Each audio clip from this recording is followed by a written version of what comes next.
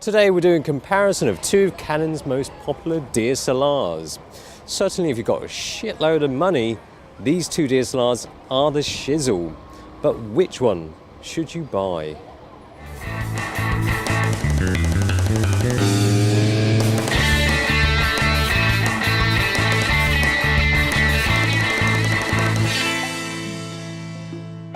Oh yes, these are the two Canon DSLRs that Canon brand fanboys salivate over and can reasonably afford without breaking the bank or threatening to break the bank manager's face with a baseball bat if they don't put all the cash from the vault in your sack.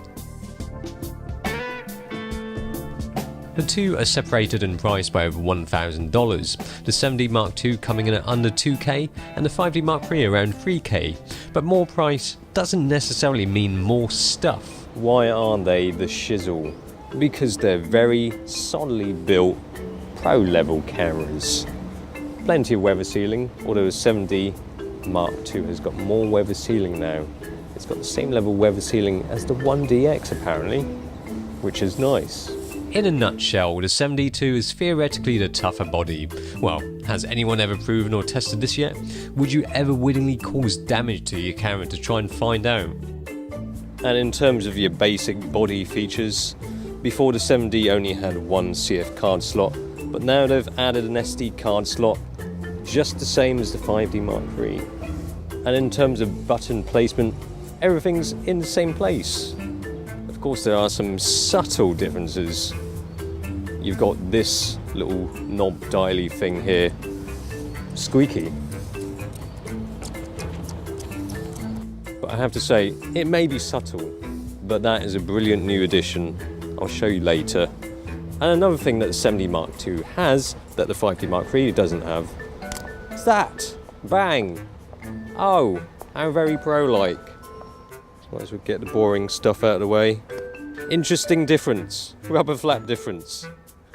Although now you've got the headphone and the mic socket on this side. Kind of makes sense, doesn't it? Because if you want to have your monitor headphones and the mic input, which is when you're taking video, you only need to open one flap.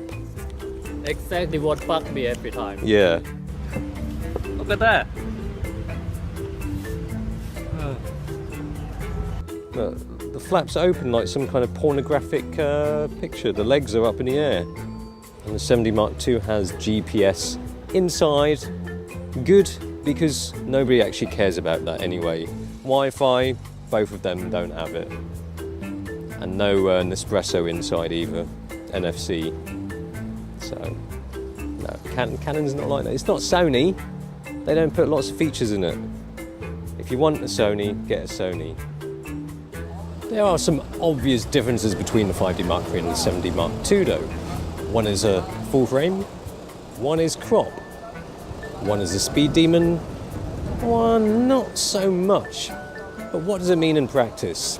Well, for this, I need to get changed for our shoot.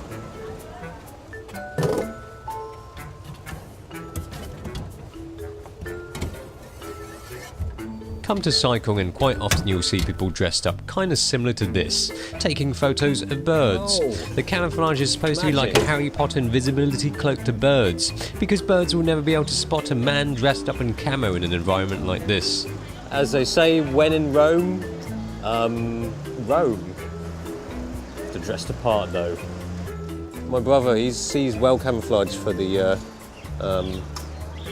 tropical birds photography. Okay, let's get myself a lens.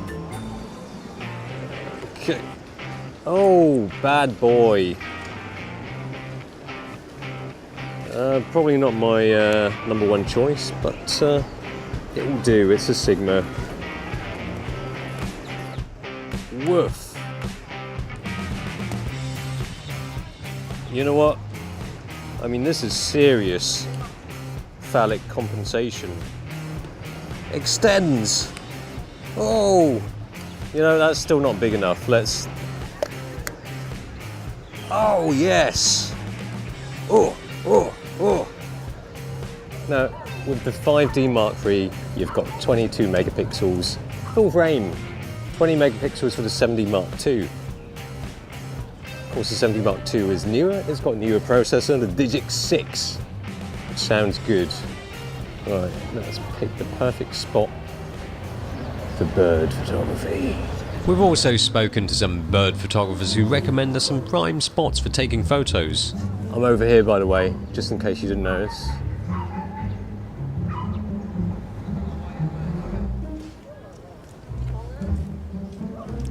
I'm here, by the way. You know what? I think maybe it's the gear. It's not camouflage, is it? Let's get this camoed up as well. Come on, baby. Does it still extend? Oh no! Oh no, I should... You know, it works in the opposite way to some other stuff. You should have it not extended when you... And the final, the cherry on the cake. Whoa! Big boy. Careful, you don't want to scratch my end. Circumcise my end. Okay. Wow. He's got 2 watches on. Oh shit. Just like stop it. Dual time. Worryingly, there was no one else out there taking bird photos. A bad sign? Shit, where are the birds?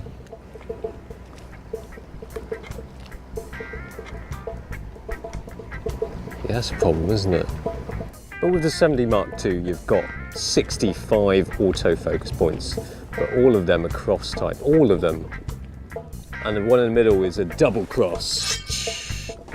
So not only is this improved over the 7D, it's much better than the one in the 5D Mark III.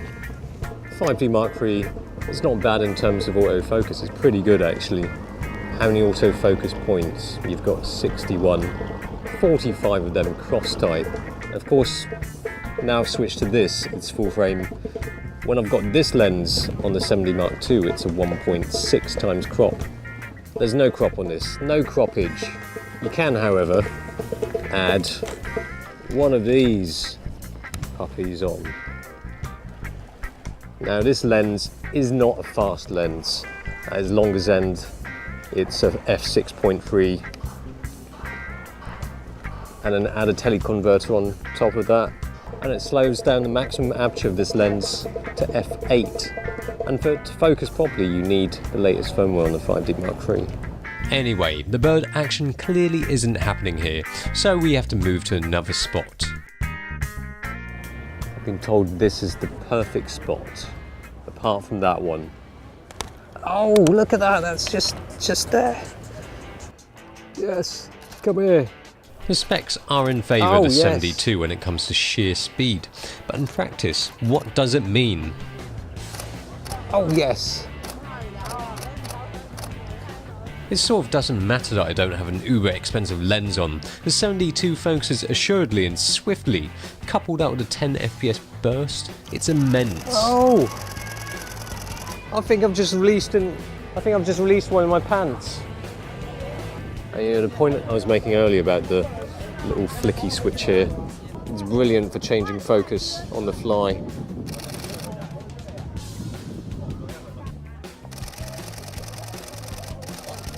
And when it does kind of lose focus of the subject, I mean, this is really quick to get things back on track.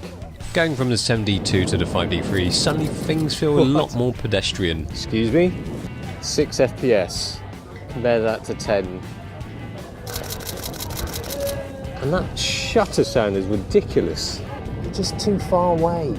6 FPS is not bad by any means, but it feels like a vast difference, and the AF is simply not up to scratch to focus with this lens, and I'm not using the adapter. There are quite a number of shots where it just wouldn't pull into focus. There isn't a huge difference in dynamic range at low ISOs. The 70 Mark II has shown significant improvement over the original 7D when it comes to pulling out details in the shadows. Make no mistake, the 5D3 is still no slouch. It can focus well. Pick his nose. Right, 5D Mark III. Autofocus is good enough for picking out people who are picking out stuff from the nose.